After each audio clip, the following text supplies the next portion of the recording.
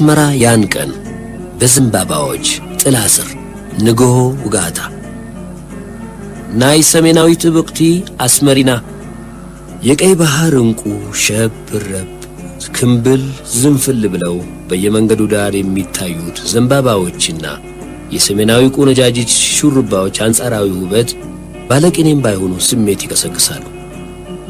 ከዘንባባና ከሰሜናዊት ቆንጆች ሹሩባ ጥላ ስር ላንዳፍታ አረፍ ጋደም በማለት እንደ ኩል ከጠራ ሰማይ ላይ የምታበራውን ሰሜናዊ ኮከብ በጠፍ ጨረቃ በፎይታ መመልከት ምንኛ ደስ ይሊሆን። ሰላም ናፍቀኝ። ጦርነት በሕይወትና በቁስ ላይ ከሚያስከትለው ጥፋት የበለጠ የሚያስጠላኝ ነገር በዚህ ዓለም ያለ አይመስለኝም።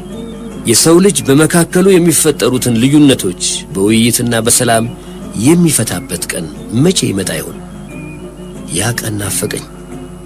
ለምንድነው የሰው ልጅ በሰላም የማይኖረው? ያለ ጦርነትም ሕይወት ራሷ አጭር ናት። ለማንኛውም ነገር አስመራ ዮሐንስ 4ኛ አውሮፕላን ማረፊያ ከደረስኩበት ደቂቃ ጀምሮ ጊዜ አላጠፋውም። የማጠፋው ጊዜ አልነበረኝ። ብሔራዊና አብዮታዊ ተልዕኳችን ሁለት ስለት ያለው ነበር።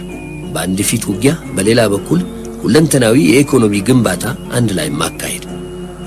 በተለይ የኔ ተልዕኮ ደግሞ ከዚህም ትንሽ ላቅ ያለ ነበር። የኔ ተግባር ስነ ልቦናዊ ጦርነት ማካሄድና ማፋፋም ነበር። እኔ እስከማውቀው ድረስ መቼም ከስነ ልቦናዊ ጦርነት የበለጠ ውስብስብና አስቸጋሪ ነገር ያለ አይመስለኝም።